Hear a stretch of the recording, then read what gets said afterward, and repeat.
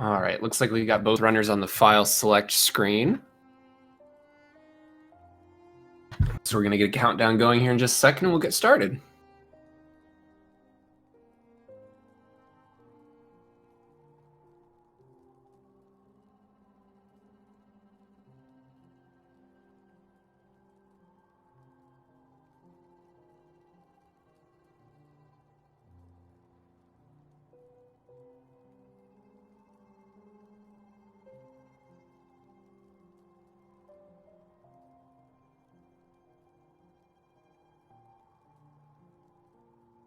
Alrighty. And we're off to the races. So Nerf's PB is a, did you say a 53 now? A 53-31, yeah. And Tipu also has a non-SRC PB of an hour and 3 minutes.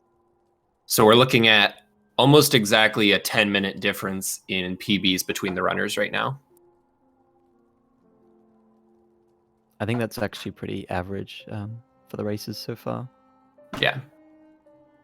And for a category like this, I mean, this first round is sort of intended to be pretty disparate in terms of time.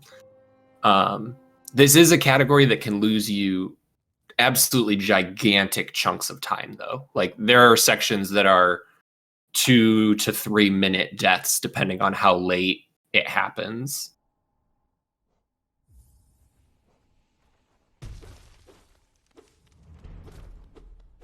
All right, we got Nerf dropping into King's Pass and Tipu right behind.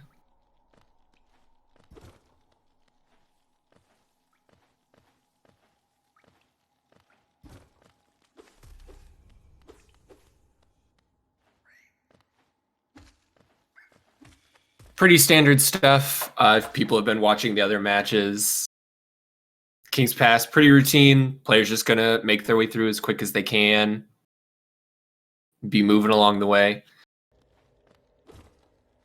Nothing really too catastrophic that can happen here right at the beginning. I would guess like the worst thing that could happen is you get hit like 3 times on the Gruzzer drop, but even then, you know, you can take 3 seconds and heal, so. Yeah, it's actually a realistic consideration when you're doing races, is healing on the first segment. Yeah, absolutely. And that'll be something to look out for, what kinds of safety strats the players are going to go for. Yeah, there are quite a few safety benches throughout the run that I've been paying attention to specifically because they, most of them only lose a few seconds to get, and if you save minutes, then it's going to be worth it. Right.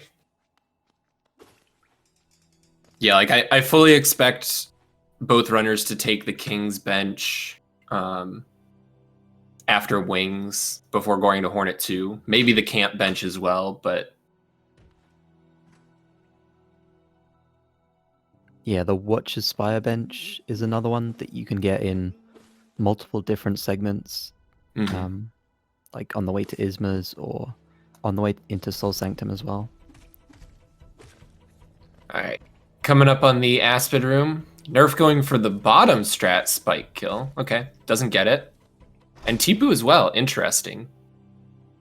That's definitely, that I'm aware of, fewer players go for the bottom platform compared to the top. Yeah, definitely. I think the top is generally, people find it a bit more consistent. But Nerf backed that up really well, even though he only got one of them. Yeah, and honestly, that's the bigger thing in that room. Obviously, double spike kill is like optimal, but if you just get a single and then quickly 3 pogos or hits, you're not really losing a lot of time. What you got to watch out for is when one of them just sort of flies off into nowhere land on you. Yeah, and you're seeing Nerf at 2 health as well here. I would kind of like to see him heal, although maybe he won't. Yeah, 2 should be fine through here. I would expect to see a heal now that he's at 1. Hopefully. Yeah, okay, good.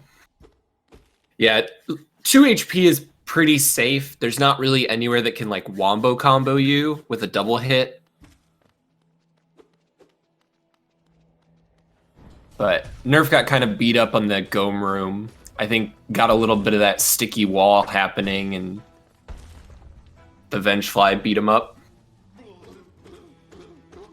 Yeah, and that heal has actually kind of equalized this now. Nerf is barely ahead, a few seconds. Yeah, very, very, very close here.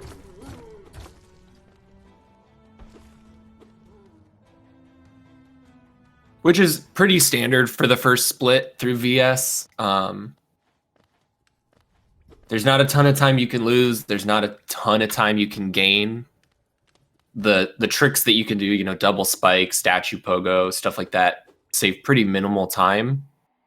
I think green path is when potentially we're going to start seeing some separation happen, if it's going to happen. Yeah, definitely. Between the fireball skips, possible bad RNG like on the Moss Knights, and also Hornet, there's a lot of time to lose in green path. Yeah, definitely. And even some deaths, potentially. I think we've seen some green path deaths already. Yeah, I would be lying if I said I'd never died to the Moss Knights in a run. If you get the bad RNG and have to wait, it's real easy for the close guy to just sort of beat you up in the meantime.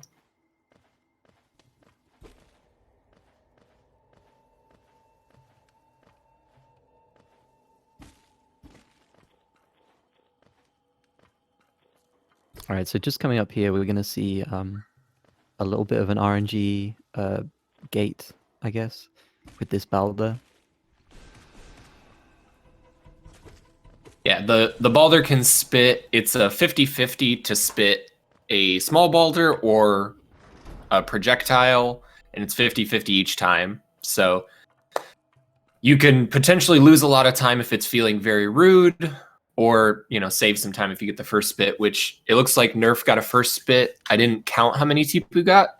Tipu was first as well. First as well. Okay, that's good. That's what you like to see in a race. I like this bench as well from Tipu. It's not necessary there because you get saved by the eventual spirit pickup, but he lost 2 health, and it's very fast to sit on the bench. I think 2 seconds maybe. So yeah, absolutely. And that feels like one of the biggest considerations in these races. You know, I know some people just do the like, I'm just going to run it like normal, do nothing different, but some of the, you know, quick heals and stuff like that, you're losing 2 seconds, maybe 3 in some spots, and in exchange, you're just sure that you're not going to lose minutes. yeah, also something else to take in mind when comparing these two runners is that now that they have Vengeful Spirit, how you collect your soul it can make a big difference between kind of top runners and maybe those a bit further down the leaderboard. It's how efficiently you gather your soul and where you use it. Yeah, for sure. And we did see the Balder quick kill there. Nerf got it. It looked like Tipu came back to the left a little too soon and had to shoot a second fireball, but that's not a huge deal because the way the soul collection numbers work out, you kind of want that extra fireball for the skip anyway, which means if you do miss the Balder quick kill, you've got another shot loaded up nice and easy.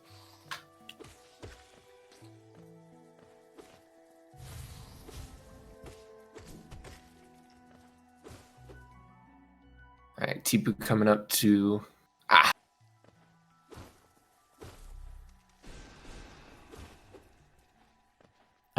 Actually killing the squid here, that's a bit of a weird choice. Oof. Yeah, that's... Okay. Oh, makes it in one. That's yeah, I got it with a single.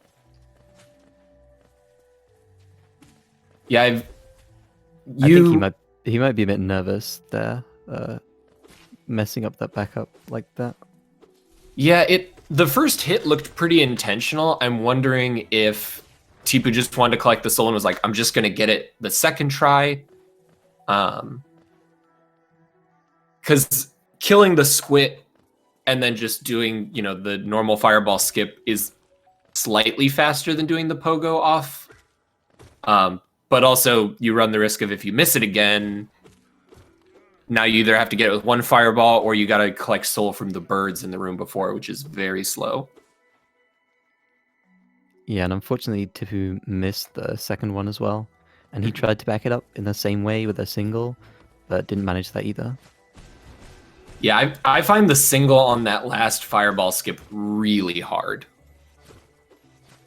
Something about that ceiling that you can bonk on.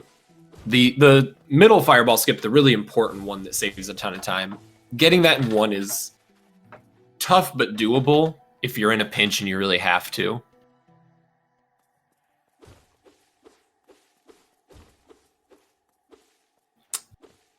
And look like clean Moss Knights from Nerf. And Tipu got the double on the single Moss Knight, which is good. So the strategy Nerf is trying to show off here against Hornet is just to kind of back her into the corner and keep her staggered as much as possible. You really don't want her to jump around too much. Yeah, and that is a little bit RNG. Hornet can do a small jump and a big jump. If Hornet does the small jump, there's a perfectly consistent way to just keep her stuck in the corner. If she does the big jump, she's going to get over you. So you just got to kind of roll with it. But pretty clean fight. That looked like a, 8 something? 8-10-ish on the kill? Yeah, I think it was like an 808 on the pickup, something like that. Yeah, that's a pretty good time. He has pretty low geo though on Nerf screen, 306. That's I might be worried if I was him. Yeah, luckily, so the geo routing in this category is interesting because there's, with the new route, the 800 for dash slash isn't that tight. It's really how much you end up having to do for King's Station afterwards that gets a little tighter. That's very true, actually. But the upside is after that, the geo is completely free. So once we get to a certain point in the run, the runners can kind of just put it out of their brain and not worry about it. All right, Tipu looks almost exactly a minute behind Mothwing Cloak there. Yeah. So you're seeing already what you were saying about Green Path having a lot more opportunity to lose or save time for the runners? For sure. There's just so many little tricks that, I mean, we saw Tipu had to do the backup for the fireball skip, and it's just, those tricks are pretty technical. Even when you've put a ton of hours into the game, you can still miss fireball skips and stuff, and the backups just, they lose a lot of time.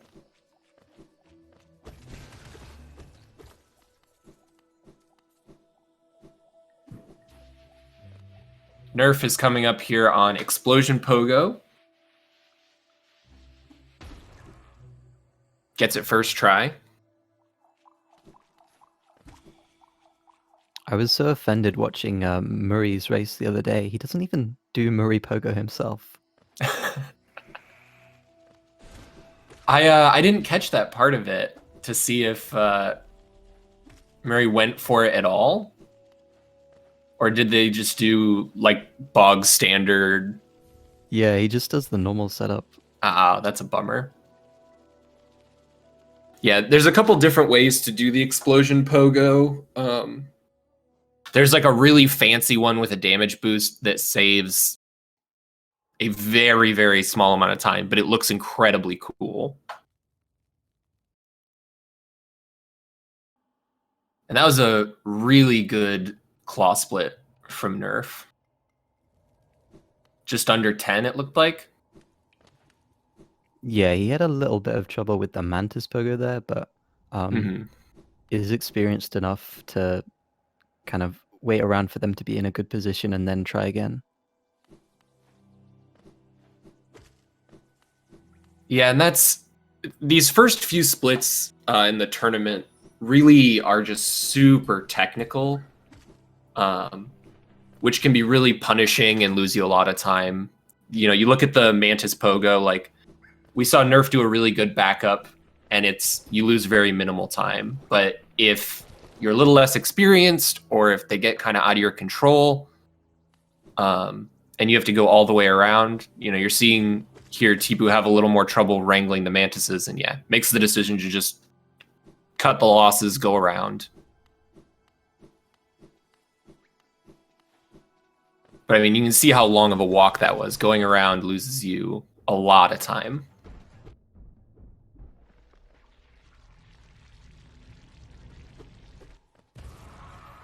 Yeah, although that difference in experience might not last for the whole race, because Nerf is, I think, primarily an 90% runner, so the first segments of the run are very familiar to him. But after that, it might get a bit more spotty and a bit closer between them. Yeah, that's been something really interesting to watch in this tournament. We've had so many people come in and learn the category, myself included, who had never run it before. And so you'll see these times when you're looking at people's splits, or just when you're watching the races, where they'll have these really tight, super optimized early games. And then, a lot more variance later in the run with segments that, you haven't put several hundred hours of any percent practice into.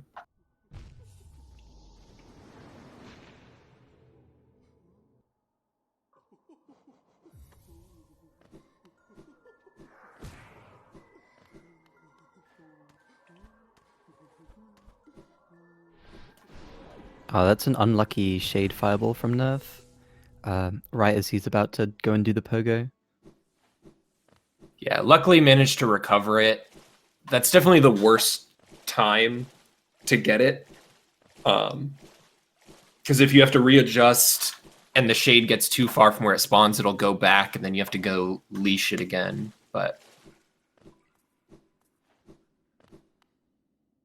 And also looking at Nerf's Geo, he's a little bit under that 200 mark that you really would like to see here. So I'm kind of curious if he'll take things a bit slower in this next room just to gather the Geo. Yeah, we've seen a runner or two throughout this race. There are two sets of husks in City. So this first one here, and then that pair just outside of King Station that I think most people kill, but I've seen a few runners not kill them when they're better on Geo or just forget. But with how low he is, Nerf definitely just wants to kill everything in the way.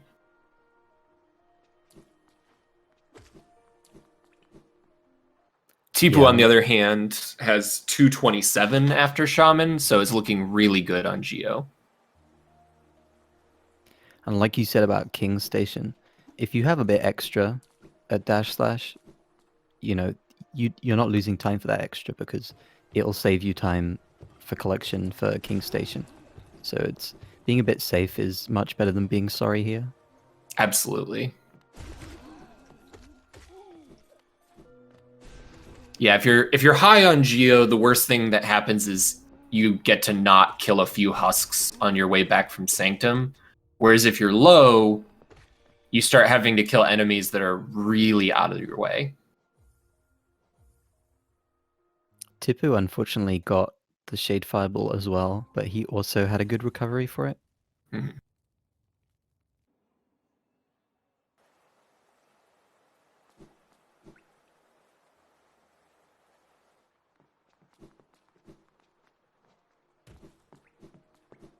All right, and Nerf off to collect //. This is a pretty cool segment, I think, kind of subtly. Hoppers are one of the few enemies in Hollow Knight that are like actually consistent. Most enemies are like RNG with their spawn or in their behavior, but this is one of the few rooms where if you come in and do the same thing consistently, it's going to work every time. Which for speedrunners is really nice, that you don't have to worry about like, oh, where did the hoppers spawn and what are they going to do? They're always in those spots. The Primal was a little mean to Nerf, but he had a pretty efficient saw route there with the fireballs on the hoppers. Yeah, and 816, plenty.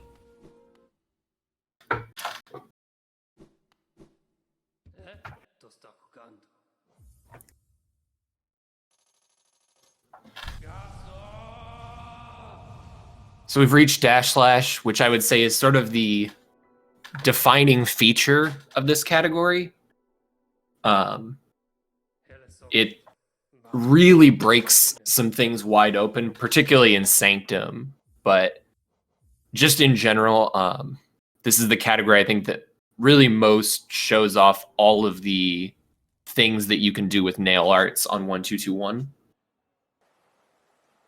Yeah, something I really like about kind of seeing a lot of people running this category and putting their minds to optimizing it is that over time the use of nail arts has really expanded in this category. People using them for movement in new places. Yeah, I know one of the ones I'd never seen before was the spike tunnel into Ismas. Using dash slash for that was definitely something new I learned after like seeing this category. Yeah, that one's so cool as well.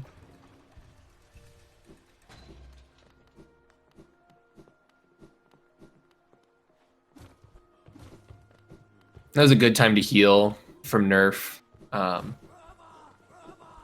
Definitely one of the things you kind of learn doing runs, even outside of tournament setting, is, you know, sometimes you get hit, things happen, is what it is.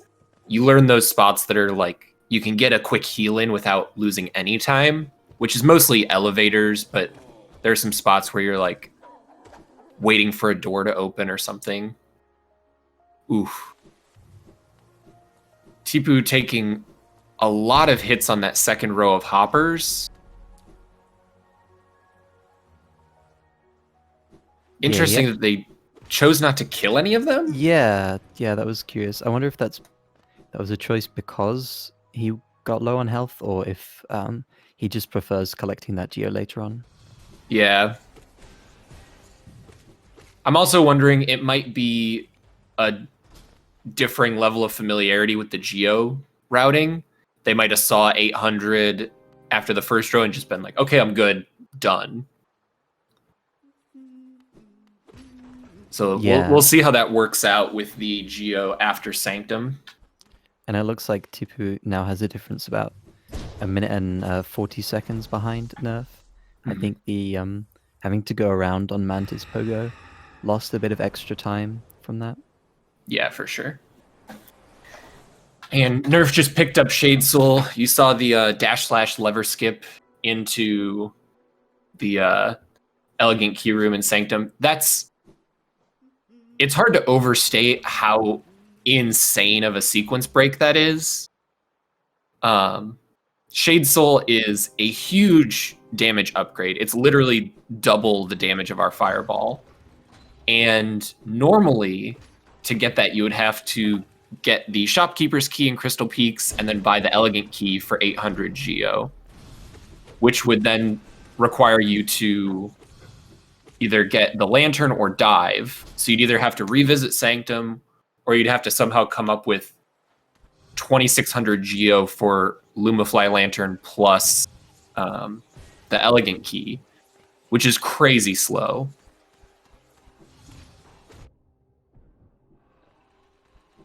And Nerf showed off the power of it just there with a really fast kill on the Soul Warrior fight.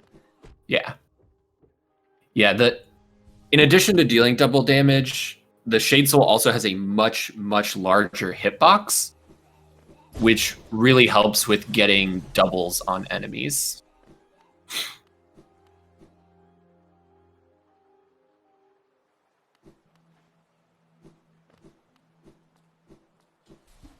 It's interesting, something to note about your point about knowing where to heal. Tipu healed at the start of that room there, and then opened the lever to open the door, and then just waited at the door. Whereas if someone who's a bit more experienced might, remember that the door is coming up, hit the lever, heal at the door, and use that downtime. Right.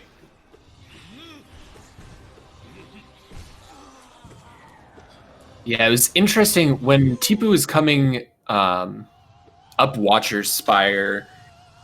He got pretty bad luck from the flying enemies. They were sort of just in the way, bullying him. In that spot, I might have liked to see going just over to the Spire bench. It loses a little bit of time, but then you're not going to have to spend that time healing. And, you reset those enemies so they're not going to be in your way anymore. Yeah, I think that bench is a really good option for these kind of races. Maybe the reason why people don't get it is because they know they have a bench relatively close in King Station anyway, but I think Yeah. it's still worth it considering that. And Nerf picks up dive here after a pretty good Soulmaster fight. Came in with 3 HP, took 1 hit. Soulmaster with Shade Soul is really not a particularly scary fight. Sanctum the area is, in my opinion, much scarier than the actual boss. So it's a lot more about just how fast you can execute.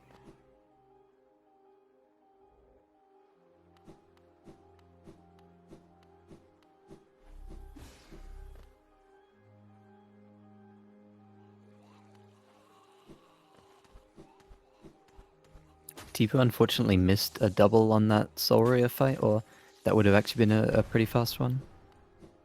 Yeah, and it ended up sort of double costing because not only did the fight get slower, but then in continuing the fight, Tipu got hit again. So I'm interested to see if they're going to heal before the Soulmaster fight. Oh, whew. Tipu giving me a heart attack. That Spell Twister was a giant jerk and spawned in the way of that soul bucket. All right, yeah. I like 1 heal here.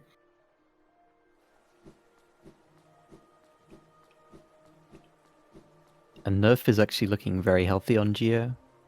I don't know how he got that much. Maybe just lucky Geo drops from all the mistakes in that room. Yeah, I think also they did get the full amount from that first Spell Twister in Sanctum, which you don't always get, depending on, how he teleports and stuff. Yeah, very true. He can kind of dive very far on the left side of that room and sort of force you to choose between going up as soon as possible or going back over to the left to collect all the Geo. Yeah. Tipu had a very scary Soulmaster fight there for a second, was on 1 health, but got through phase 1, took the heal. Should be pretty good here. And on Nerf's side, we see making his way to King Station, has the required 309 Geo, and like I mentioned earlier, once you have that 300 for King Station, Geo is out of your brain for the rest of the run. Everything else after that, you don't have to worry about, so. So now from Nerf, for the next few minutes, he's not going to have the opportunity to bench because you want to keep that bench in the Watcher's Spire to go back to fight Watcher Knights later on. So he's going to have to keep taking those opportunities to heal where he can throughout these Crystal Peak and Dreamnail sections. Yeah, this is the first. A Sanctum Death is also probably a few minutes, but the C Peak split is probably the first one where basically any death is going to be pretty catastrophic. At best, you die before Crystal Heart and you lose like 1.5 minutes to 2 minutes. And at worst, you die in the D-Dark room and you lose like 3 and some change. Yeah, and it's not an easy segment either. There are lots of cycles to hit in Crystal Peaks, and then there's a Dark Room on the way to D-Dark. You can get hit out by Crystal Hunters. It's it's a really dangerous segment. For sure. One of the interesting things to watch for Nerf, and then also Tipu when he gets there, is what sorts of cycles they go for. Like you said, Crystal Peaks is very cycle based, and a lot of the rooms have options where you can take a damage tank for a slightly faster cycle, or you can avoid damage and have a ever so slightly slower cycle. And so, one, because of races, but honestly, just in general, runner preference there for, you know, how safe they want to be in segments varies a lot.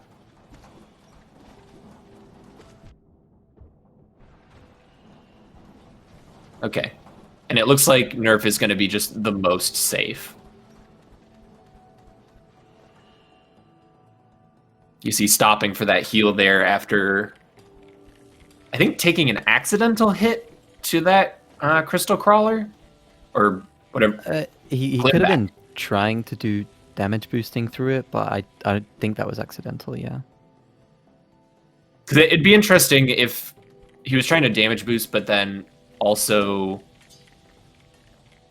healed after, but yeah, and takes the safe cycle on that room. I like this play. It looks like he's even if he does the damage cycle in the Crystal Heart room, he's gonna end up entering kind of the Crushes and Dark Room segment with 4 health, which is absolutely tons. Yeah, he's gonna feel really confident about that. Yeah, I think my preference for the tournament in general, now obviously it varies, you know, runner skill and stuff, but given that you can take safe cycles on everything, I think I like seeing a lot of safe cycles. Excuse me. You do see Nerf take the damage boost cycle here.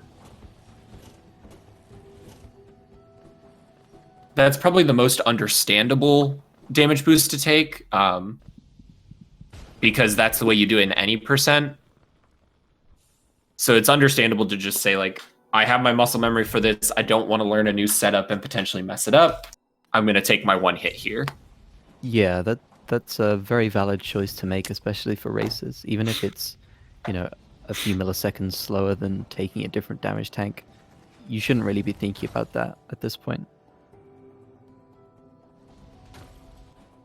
Yeah, there's been a lot of talk I've seen in the races so far of like strategy and, you know, what benches and all this, but I think there is a lot to be said for just trusting your muscle memory and doing things as relatively normal as possible.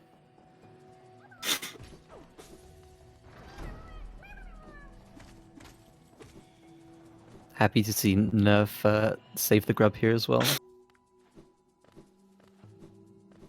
It looks like Nerf is going for the all dashes version of the Dark Room. Definitely the fastest, but also the least safe. Once you know it, it's consistent, so it's not really a big deal. But yeah, he made it look easy as well there. Yeah. It's not that easy, trust me. Yeah, there's an alternate version going through that room where you just do crystal dashes instead. That is a little bit slower, but is much, much easier to set up.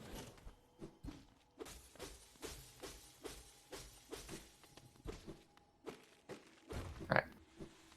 And we see Nerf doing the D-Dark /skip.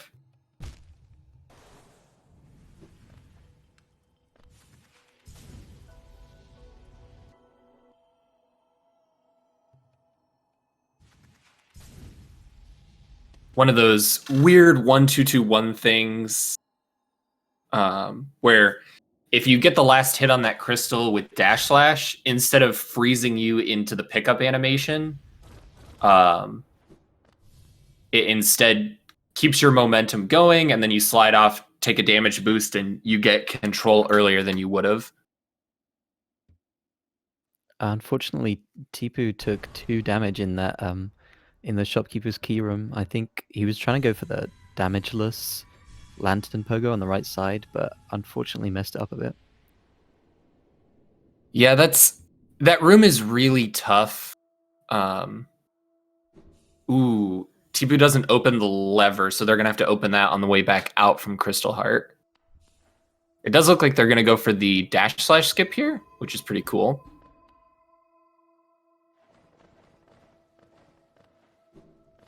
Also doing the damage tank cycle at 3 HP though, I almost would like to see Tipu heal after this, if they can spare the soul. Yeah, you can. It looks like they have enough soul for one for free. I've also several times in races. There's a totem right there at the end. You lose a smidge of time, but that's a free heal or two. If you just want to hit that totem on the way through, if you had a bad C peaks or just took a few extra hits.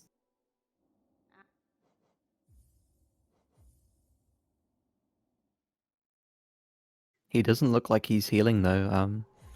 Maybe just that confident, I guess. Okay, this is a good spot to heal.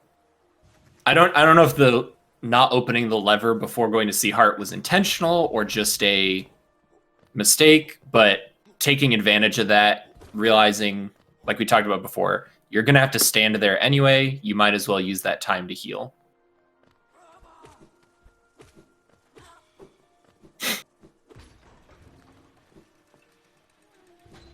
Nerf, on the other hand, is going to show just how broken D-Dark is against Watcher Knights. Yeah, got a cool little wall cling storage off the elevator there. I don't know if the wall cling storage is faster than just a C dash, but it looks very cool, which is what really matters. So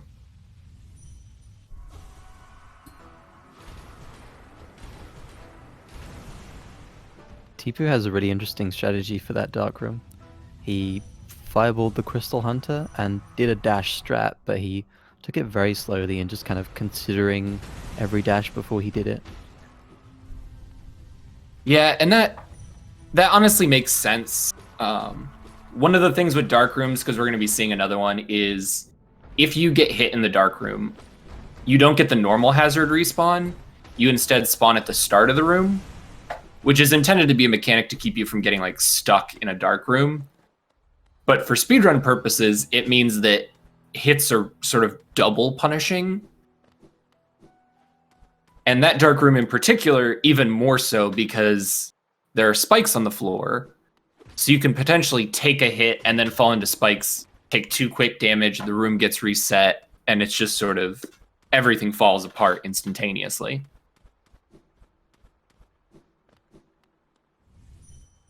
I'm actually wondering if Tipu is on PB pace right now, because he hasn't had an amazing start, but it's been deathless. It's been relatively clean. I mean, his PB is 1 hour and 3 minutes. I think this could definitely be a good run for him.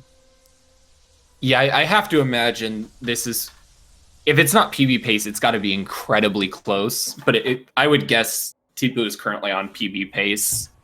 Like you said, there have been some snags here and there, but deathless, and has mostly just kind of sort of been able to keep going through.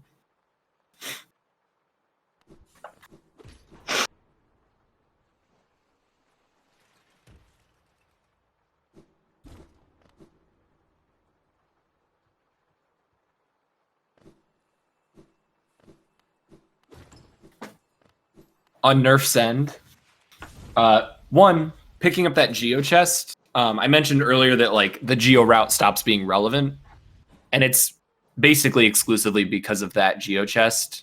That 655 more than pays for everything we need to do for the rest of the run. So we grab that chest, and then it just sort of all works out after that, which is nice. Also, he's coming up to possibly the hardest section of the run right here, the Isma's Skip's Gauntlet. Yeah, it's one of those things, a lot of people have said that like all skills is sort of the excuse me, easiest like first category to learn, which I would agree with, except the Isma skips are pretty tough to learn. And unlike QGA in any percent where you have a backup to do something else, there's no backup for this. You have to do the skips or you don't get to keep going. Oof. And we see Nerf going for the dash slash version, having a little difficulty with it. but gets it there after a few heals. Yeah, the dash slash version is a bit more precise in where you need to jump off of the wall, but I find it easier. Maybe he's tried a few different versions and he prefers this one, so. Yeah, it's basically just preference for, you know, how you... Ooh.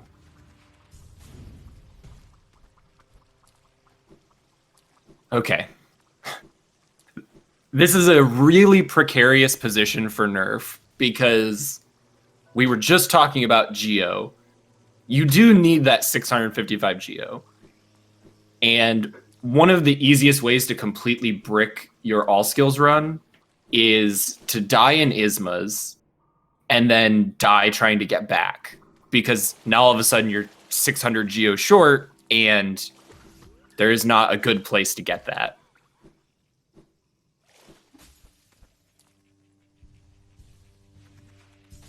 Yeah, thankfully he recovered that final acid skip really, really well. Yeah. Looked like he's pretty confident about his lineup there.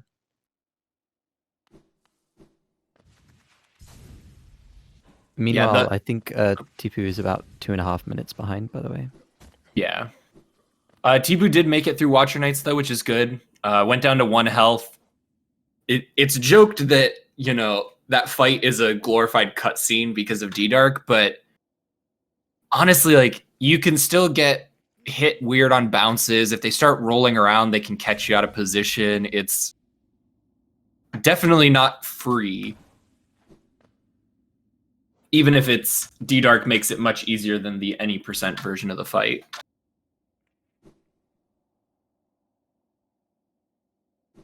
Yeah, I think maybe a lot of the, I don't know, words of wisdom about this category come from people who are any percent runners first, maybe. So that's the kind of opinion that they have. Yeah, for sure.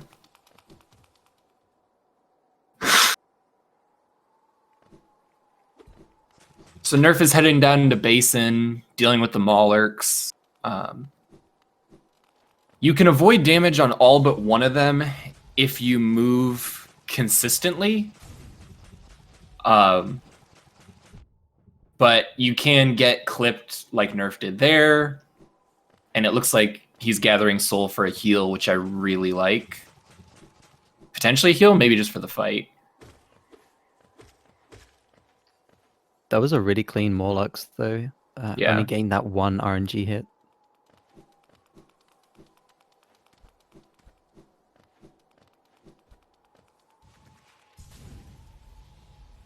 There's another safety strat here that, to be fair, I don't expect that many players to do. There's a shortcut wall you can break to get back to this area that if you feel like you're going to die to Broken Vessel, you could open it ahead of time.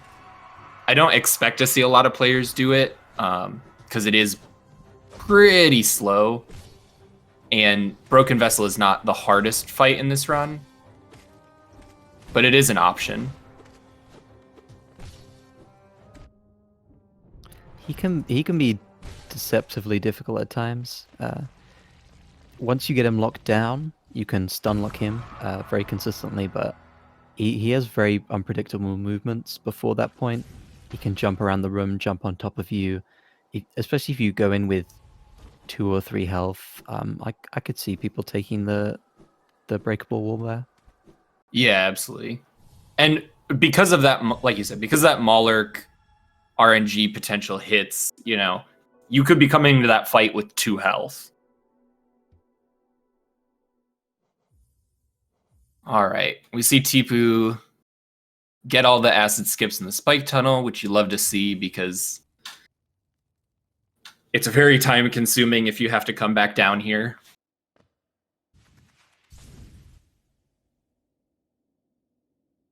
Sadly, that's not enough quite yet to equalize things, but it is really nice to see Tipu succeed at that, because if either of these runners got walled there and stuck there for multiple minutes, it would make this race a lot less close than it already is. So I like that.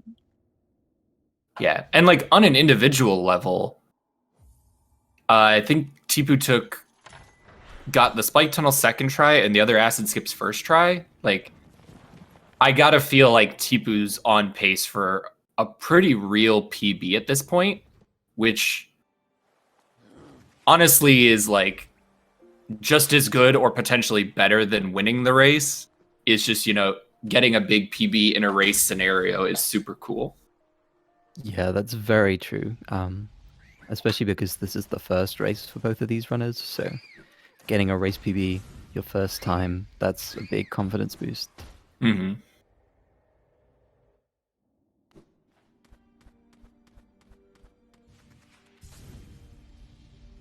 Yeah, and we mentioned the players' PBs at the start, but to go over them again, Nerfrelia's is a 53-31, Tipu's is a 103. And both of those PBs have happened since seeding for the tournament happened. So those are very, very recent PBs for both of them. I think when I asked, Tipu said it was like literally yesterday.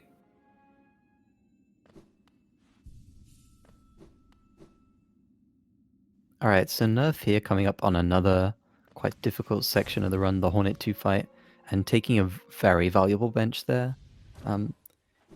Your last bench, if you don't take that, is Ancient Basin, so that's a few minutes that this bench saves if you do die, and he's ahead, so it's a really, really good choice. Yeah. I think it's player preference on whether you take the camp bench or the King Station bench. The King's bench is more of a walk if you die to Hornet, but the upside is it takes basically 0 time. The camp bench is slower, but if you die, you're right there. So in this case, I do like the camp bench a little more because, like I said, Nerf's ahead, and at this point, it's just risk mitigation unless they really want to go for a PB here. Tipu actually took that Ancient Basin shortcut that you were talking about. Oh, nice. He also went for a little bit of a skip before Broken Vessel that Nerf didn't, I don't think. There's like a little dash jump off the wall that can be pretty finicky, but Tipu actually got it second try.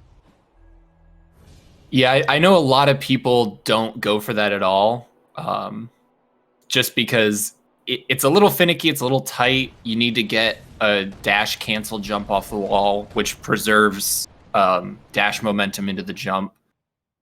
And it saves, if you get it first try, it saves like 2 seconds or something. And if you miss it basically at all, it doesn't save time. So...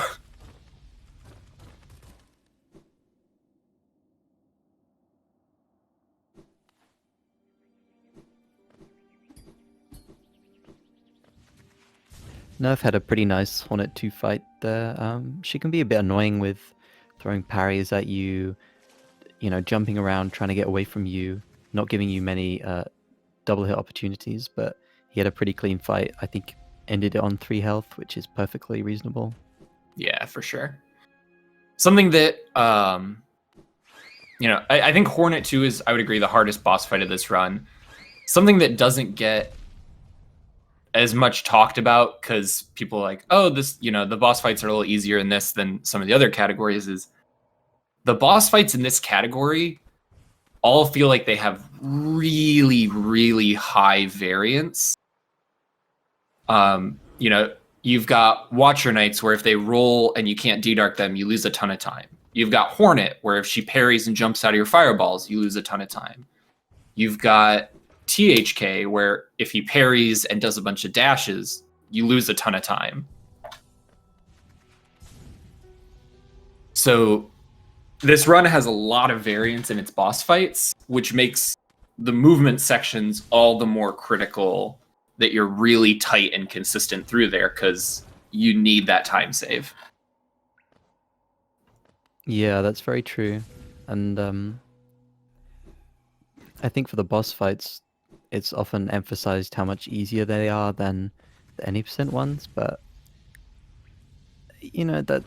that's maybe a bit debatable actually. they're definitely, you have more resources to work with, but that doesn't always equal easier fights. Yeah. And more resources can also mean harder execution because you have more options. Nerf there, taking a slightly different route on the way up through King's Pass, going through the Fury Room. Is that faster than just continuing the C dash? No, I don't think it is, actually. Okay. I'm definitely in the crowd that learned this category for the tournament, but I was pretty sure you want to just keep your C dash going into there. But showing off that secret Fury Room.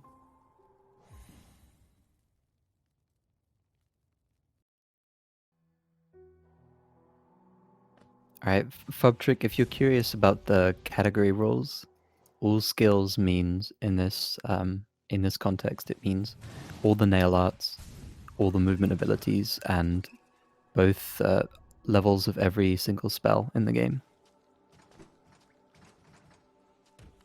And for the purposes of this category, Dreamgate is not a skill. Yeah, although I would love to make the category longer and more annoying. Yeah. Well, it opens up a weird door for, if Dreamgate's a skill, then is Awoken Dreamnail a skill, and now it's basically just true ending with extra steps. Yeah, exactly. I really don't want to add Elder Who with VS to this route personally. I don't know about you. Yeah, no thanks. It is interesting. I know you've been in the community a lot longer than I have. I don't know the history for, was all skills decided before Dreamgate was a thing, or was it just early on that was the vote that doesn't count as a skill? It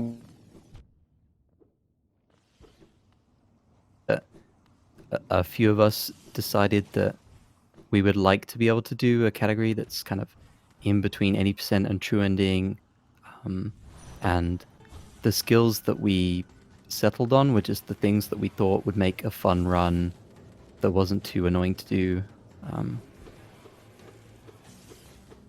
And then it was just, enough people running it and liking it, and it became official, rather than, it starting from a moderator's perspective or something. Interesting. Yeah, I was curious because for those that are perhaps not aware or have only played Hollow Knight more recently, Dreamgate was only added in the first DLC.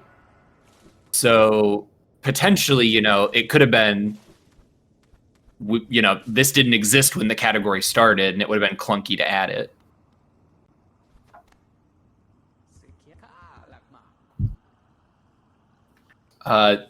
Coming back to the race, though, we see Nerf finishing up Umu. Got the one cycle.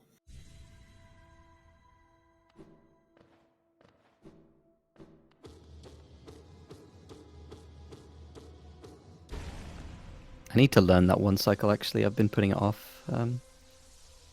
Yeah, it's certainly not as tight as the any %2 cycle in terms of execution, but you got to learn a very specific setup. It basically works by pushing Umu through that wall with your nail, lets you get double hits out of bounds, air quotes, outside of the arena, which lets you double hit more fireballs than you would otherwise have room for.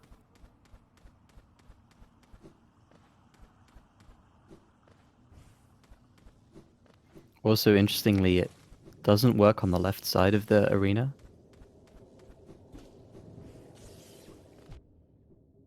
And it is a very, if you're going for a really good time in this category, it's a pretty important trick to learn.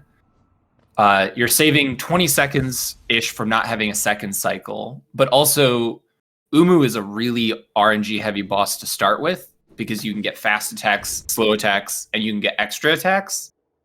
So cutting out a cycle also reduces the potential for more bad RNG. Yeah, I think the most time that you can lose doubles between a 1-cycle fight and a 2-cycle fight. So yeah, you're really reducing the variance as well as kind of the absolute time. Mm-hmm.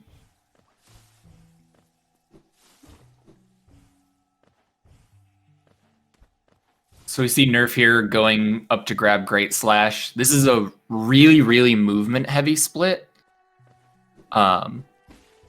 which is really, I think, really cool. One of the neat things about this category in general is you've got some boss splits and you've got some movement splits, where the dash, wings, C-dash, pogo movement is really technical and makes for some really, really nice optimizations.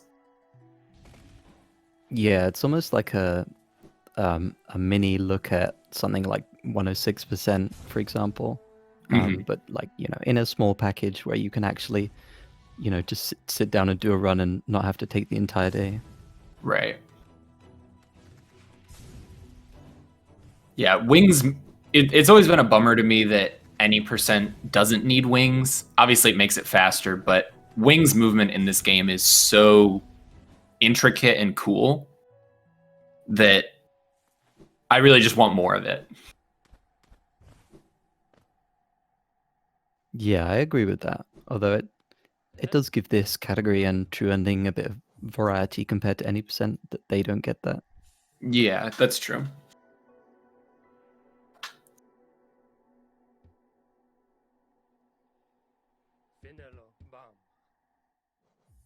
So Tipu coming down to Umu.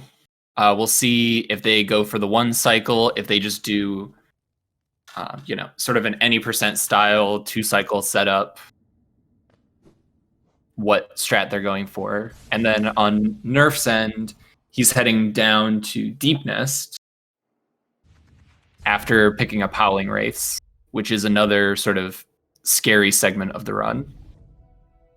Yeah, this segment is really surprisingly difficult because the squits in the Howling Wraiths arena are so annoying and they can just fly all over the place and you have to follow them around. And you really want to conserve your health and your soul in this section as well because Deep Nest is going to be difficult as well. Yeah, the squid spawns are completely consistent. So if you know the cycle for the room, which with a 53 I would assume that Nerf does, you can get, like a really consistent execution of this arena. But I mean, if you miss any hits, you definitely get into a world where things get sketchy. That was really, really clean from him, though. Yeah, absolutely. That was textbook for that arena. Grabs the Wraiths, which conveniently comes with a full soul refill, which will be nice because it means you don't really have to do any soul collection going down into the Mantis arena in Queen's Gardens. Yeah, and the reason why I said that this segment coming up is quite difficult is because you go all the way through Queen's Gardens, which has some quite difficult platforming. You've got the Mantis Petra arena, and then at the end of it, you go through a few rooms in Dark Deep Nest. It's not the hardest dark rooms in the game, but you can just take some unnecessary hits there. It's very easy to hit a spike and be reset to the beginning, like you were saying earlier. It's just, not a fun section to do. Yeah, and unlike the dark room earlier, so the Crystal Peaks dark room is basically just one short tunnel. So at least if you go back to the start of it, it's pretty quick to just hop out of the room and reset it. The Deep Nest dark room is a lot sketchier because there are, one, some breakable planks, and two, there are some enemies that can spawn in and move differently to where if you don't get, especially the first room, the Mask Maker dark room, if you don't get that the first try, it gets harder and harder on subsequent tries. Yeah, I would honestly maybe reset the room personally. Yeah, If I, for sure. got hit by spikes in that room.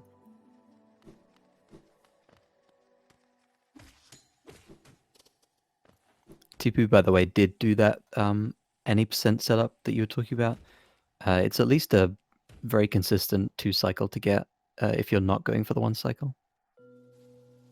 Yeah, the nice thing with the any percent setup is it makes getting the dream nails very simple. The 1 cycle does segue into a 2 cycle pretty easily if you know it, but if you don't, getting the dream nails can be tough. But yeah, on Nerf side, took a hit to basically the last spike you can take a hit on in the first dark room, and so has to go all the way back.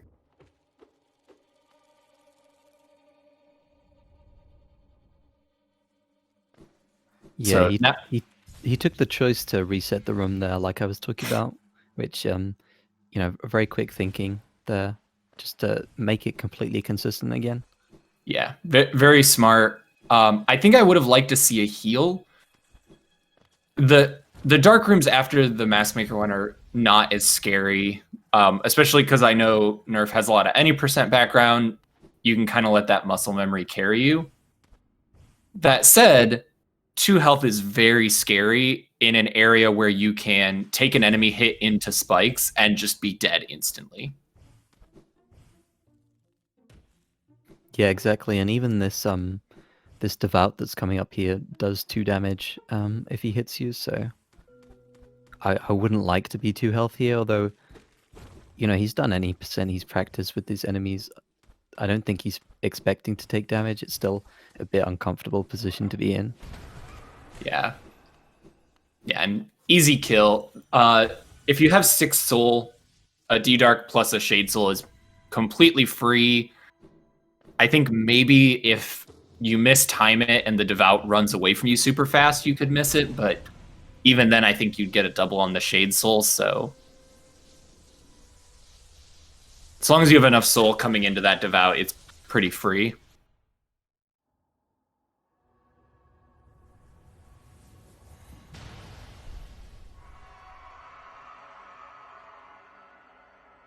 And Nerf makes it through to Hera.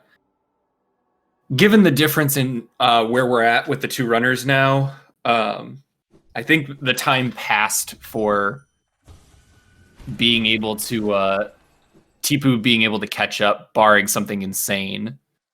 Although the deep nest area probably was a pretty decent chance if something had gone really wrong and Nerf had died in the dark room there, that would have caught up a huge amount of time for Tipu.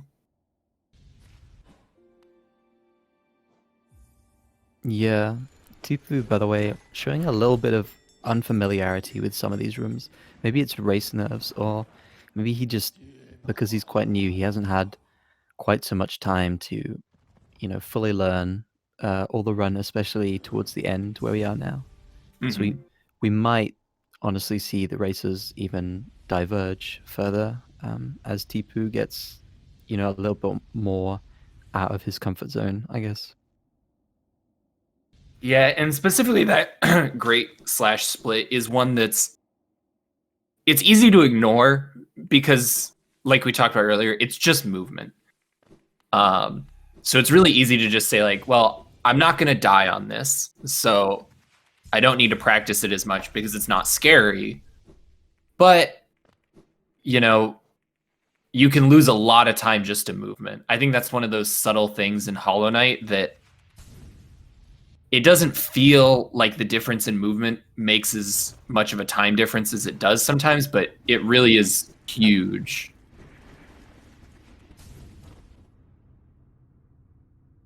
Oh yeah, definitely. I mean, I'd say that's one of the things that puts runners like Axe, Pisces, Monster so far ahead of the others. Is just they have really, really nice movement, really, really clean to watch.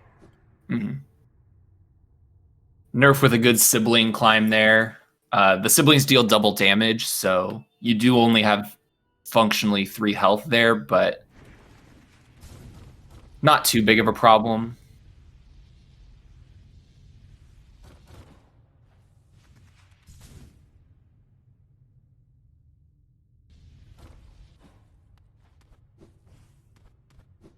And coming up here to Shade Cloak, we're going to see a quit out as soon as he touches the pool. You get the item as soon as you touch it, so saving quitting out just saves time. It does have, you only see the file select screen there for a second, but the file select screen makes it look like he's loading into archives because the save screen doesn't update on hard saves, like the Hera hard save or the Shade Cloak one, which the first couple times you load in there is always a little bit of a heart attack.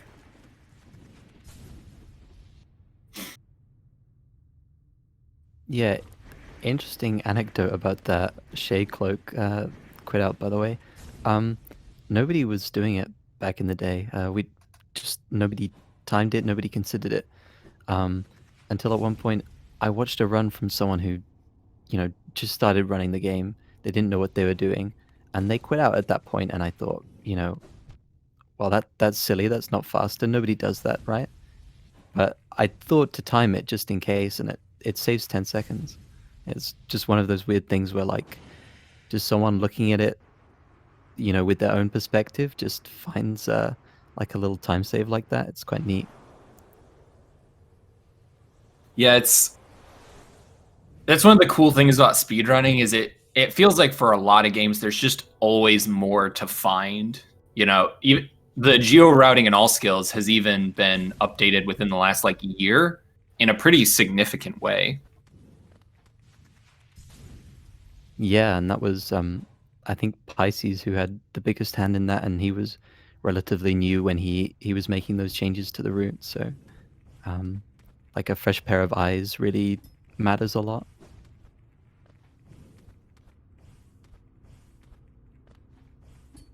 Nerf with the Abyss Climb IL here.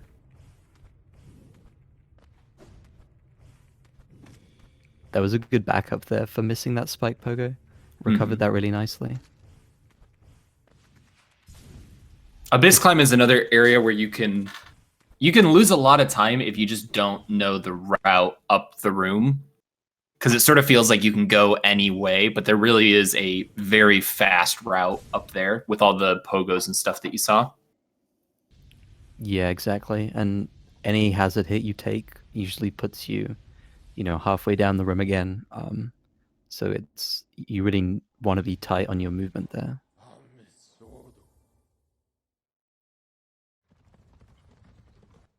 So Nerf heading to the end game, gonna go beat up the Hollow Knight.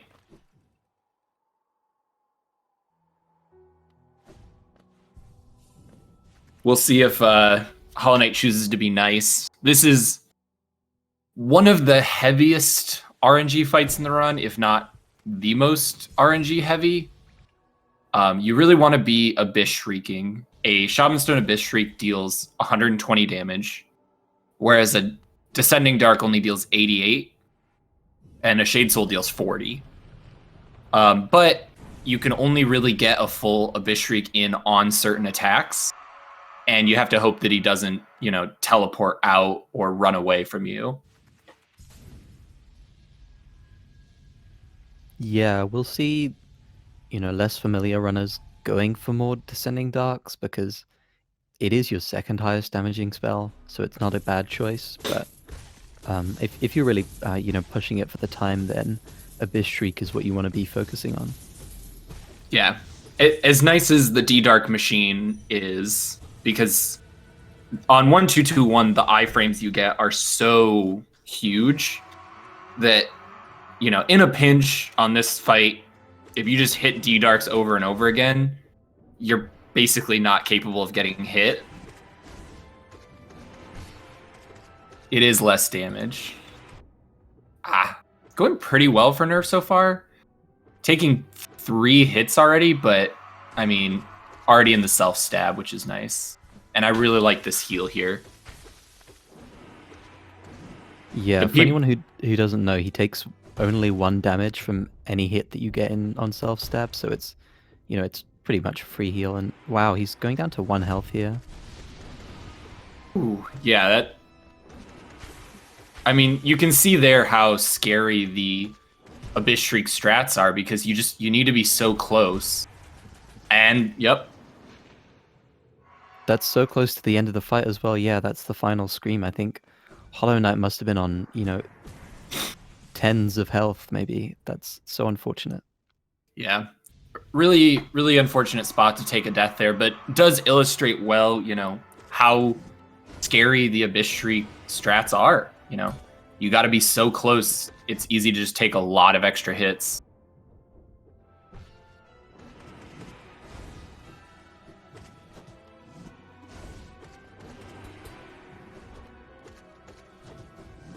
And Tipu heading down to Abyss. Looking at the timer, I don't know the timings perfectly well, but I'm pretty confident if Tipu doesn't die to Hollow Knight, they're on PB. Like, yeah, I think a pretty it's real one. Maybe around 5 or 6 minutes from this point. Just you know, eyeballing it from what I remember. But yeah. Ooh, yeah, okay. Nerf gets scream, skip, skip on the second one. That jump up, shoot, spray attack is like the best one you can get for DPS, because he just stands there nicely for you to shriek him.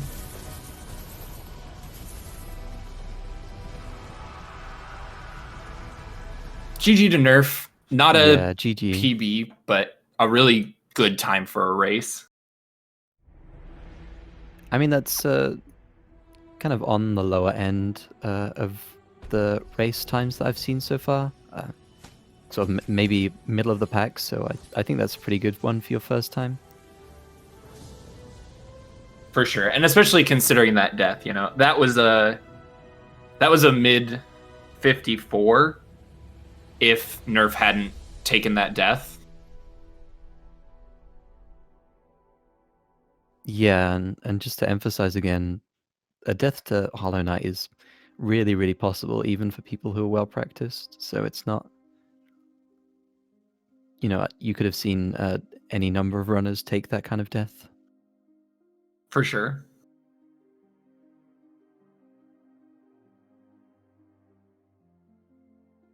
So yeah, let's watch Tipu close this one out.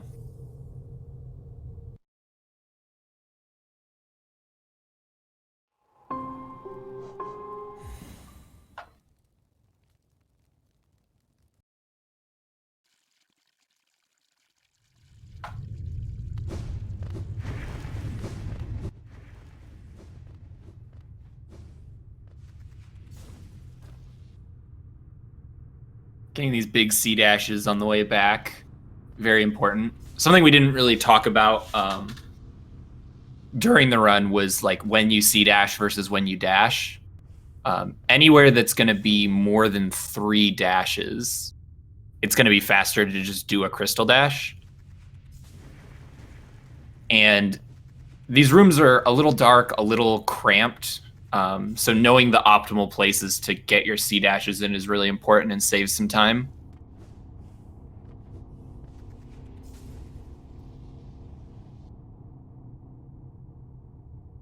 Minute 35 ahead of PB, if not mistaken. Yeah, I think this is going to be a pretty sizable PB.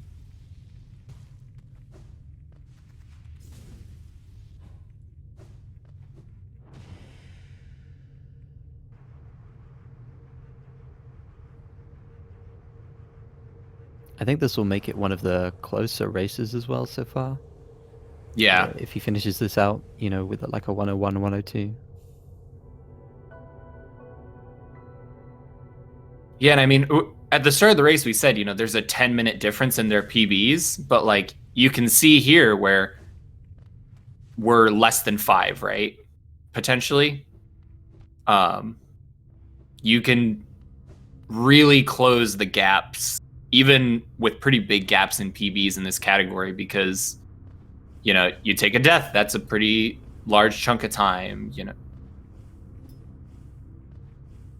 Yeah, and I think in general it might be fair to expect higher seeded players to underperform because, you know, their PBs are representative of a lot of time spent running the category, whereas lower seeds might actually overperform because, you know, their current seeding might be, you know, their second or third run ever. So, you know, lots Right. to improve on. Yeah, Tipu's PB in seeding was a 120. So they literally had a 17-minute PB between seeding and yesterday. You know, lots and lots of area for improvement. It looks like Nerf is off to commit some crimes. Avert your eyes, best girl fans. Can we DQ for this? Is that? I mean, I think that's a 10-minute penalty for sure. Definitely.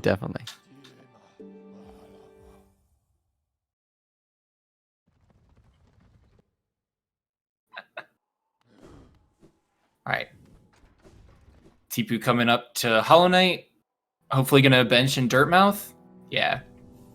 So that bench is a lot faster than the Black Egg bench, even though you're walking a little bit away from where you want to go, just because you want to C-dash the entire way through Black Egg. So having to stop it, bench, and then recharge it is just really slow.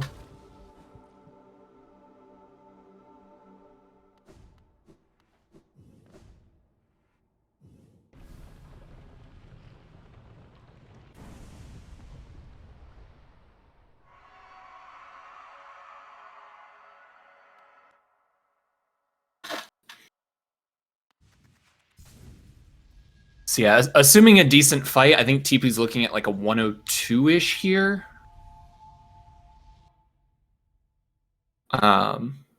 Could be a little better, could be a little worse, depends, but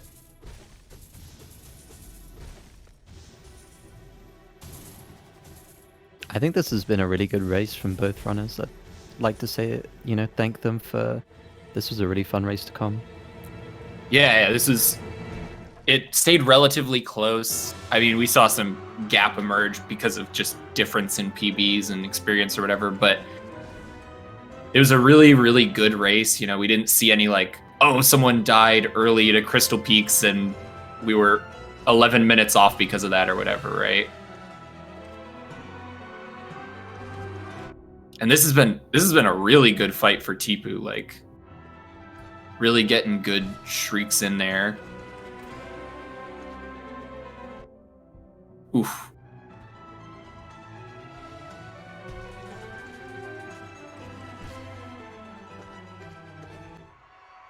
Okay, and now we're into the self-stab. Yeah, I'd like to see some heals here. Just play it a little safer. Finish your fight. Unlucky.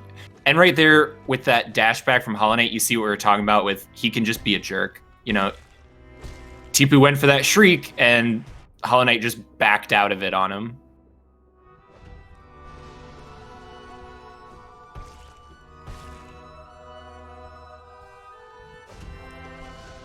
Even going for the extra heal there, I don't even think that's a bad choice when you're on PB pace. Oh, and gets Scream Skip because of it, because of that really good attack at the end. So yeah, we're gonna definitely see a PB here from Tipu by a minute. Really good, low 102.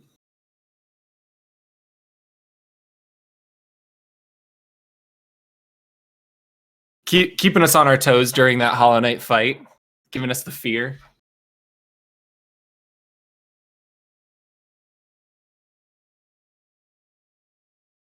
Gonna try and get an interview from the both. I want to see Tipu popping off about that PB, maybe. Yeah, for sure.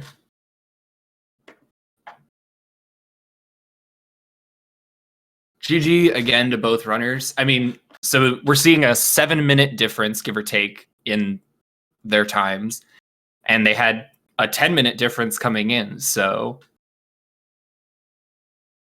I mean, I'd call that a victory for Tipu personally. absolutely. And for those watching, we're going to see the first round is obviously the biggest gap. Future rounds are going to get even tighter and even more exciting as people with really close time start to play each other.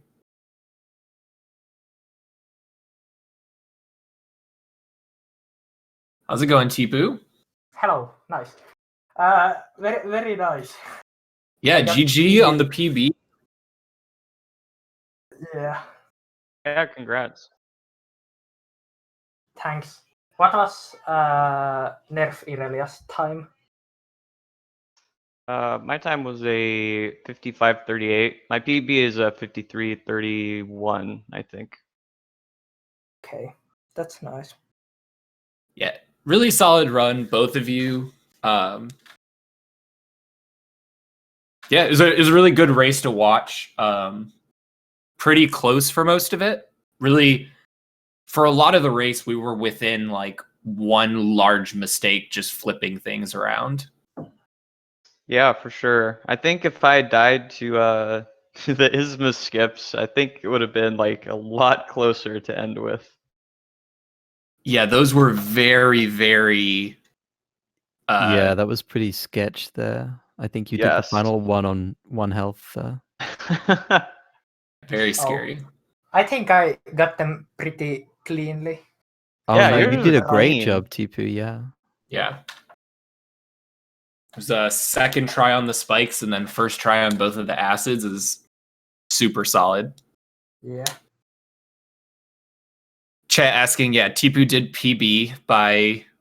Is it over a minute? I didn't know the seconds on your PB. It's a minute and half. Nice. That's really hype. PB in the race. Love to see it. Yeah. So, were you two watching your opponent during the race, or were you opting to like not watch and just do your own thing?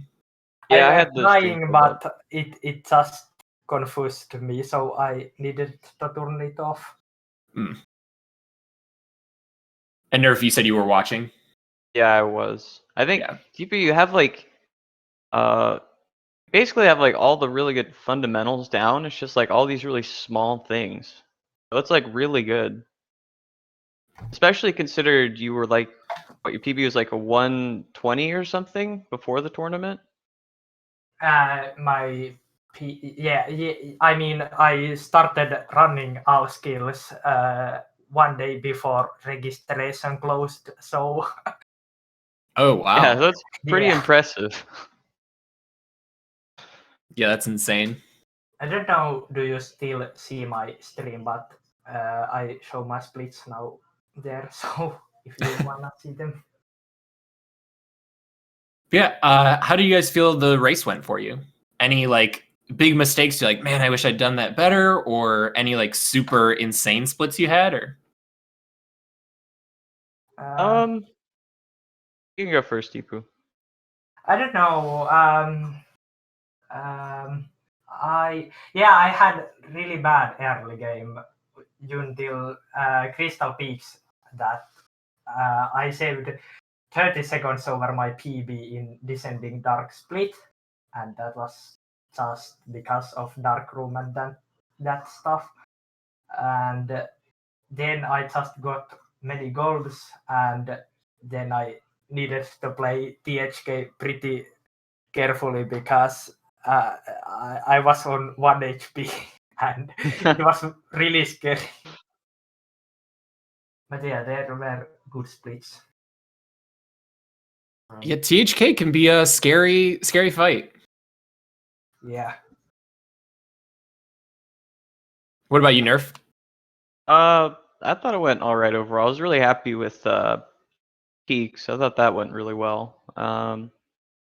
Not very happy with my Abyss climb. I practiced that for a solid 20 minutes before I started streaming, and then I just screwed it up once I got there. Unfortunate. Then dying to Hollow Knight, not so great.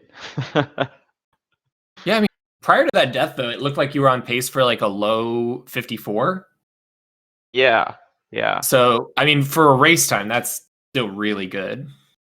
Yeah, so overall, like other than THK and the ISMA skips, I'm pretty happy with this run.